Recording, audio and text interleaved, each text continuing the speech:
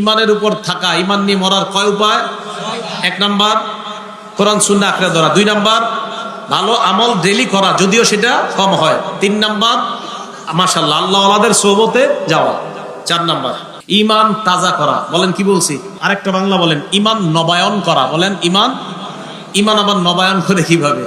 একটা কিতাব আছে না মাজমাউজ জাওয়ায়েদ, 2 নম্বর খণ্ড 214 নম্বর পৃষ্ঠা।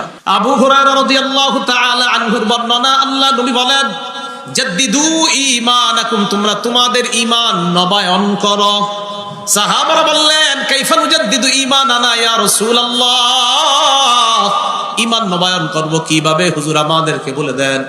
আল্লাহ নবী বললেন আকসিরু কাওলা লা ইলাহা ইল্লাল্লাহ, লা ইলাহা ইল্লাল্লাহর আলোচনা বেশি বেশি করবা, তোমাদের ঈমান আল্লাহ তাজা বানায়া দিবেন। তাহলে এটা কিভাবে হবে?